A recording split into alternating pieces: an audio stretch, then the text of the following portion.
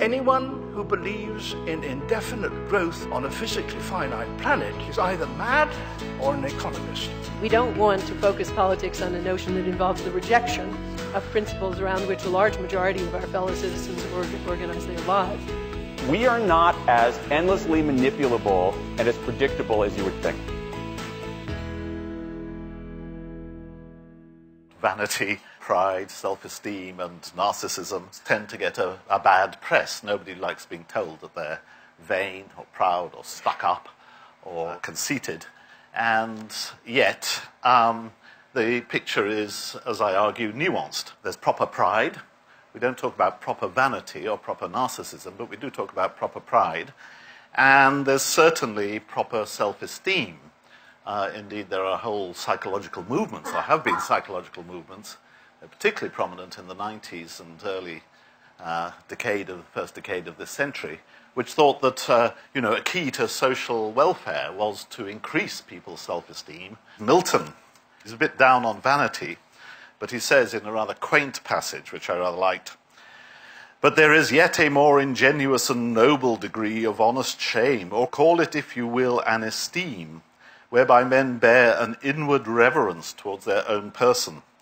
And if the love of God is a fire sent from heaven to be ever kept alive upon the altar of our hearts, if that be the first principle of all godly and virtuous actions in men, this pious and just honouring of ourselves is the second, and may be thought of as the radical moisture and fountainhead, whence every laudable and worthy enterprise issues forth."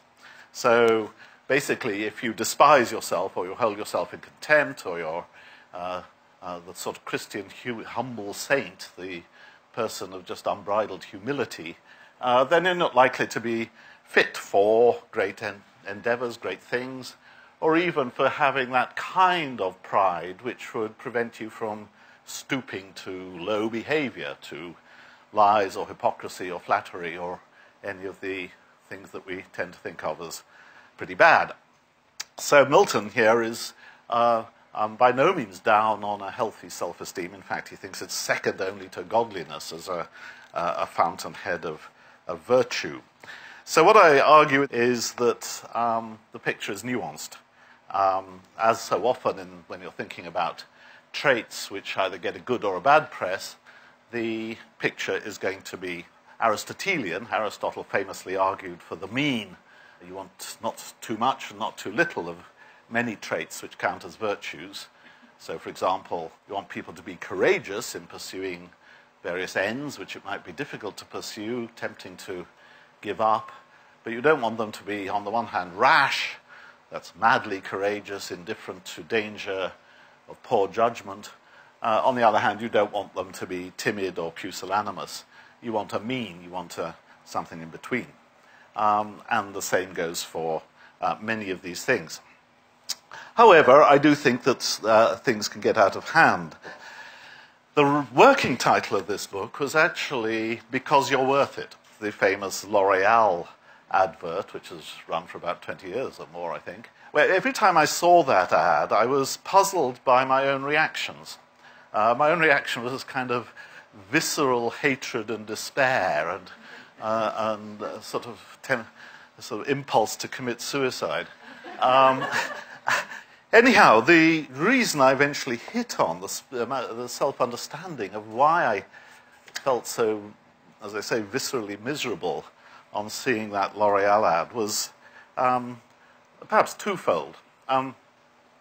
One was that a lot of the allure seemed to arise, as it often does in the fashion industries, not from, as it were, a persona in an advert smiling at us or encouraging us or showing sort of human reciprocity, but the persona in the advert is often sort of portrayed as in a sort of narcissistic trance, that is above us, away from us, not offering this kind of human exchange that a smile would offer, but somehow lost in a trance of his or her, usually her, own narcissism.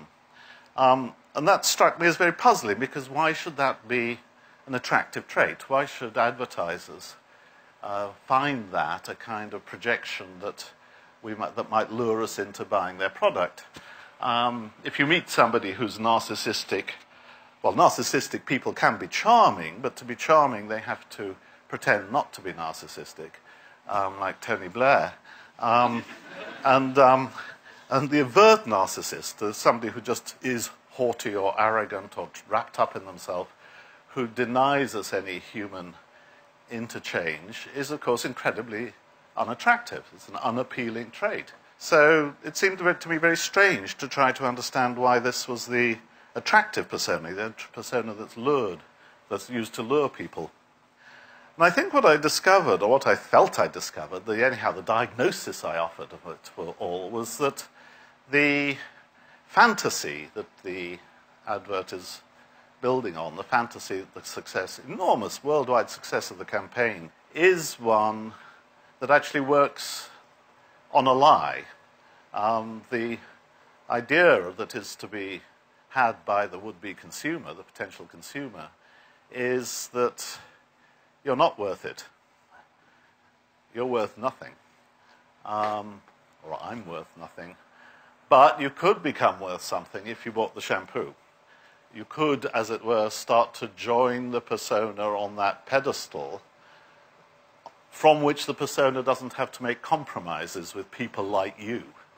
The haughtiness, in other words, the arrogance, the sense of being above you and indifferent to you that the model is projecting. That works by, as it were, putting you, the potential consumer, down to a place where you think, I can't be on that pedestal, but perhaps if I buy the product, I can. Perhaps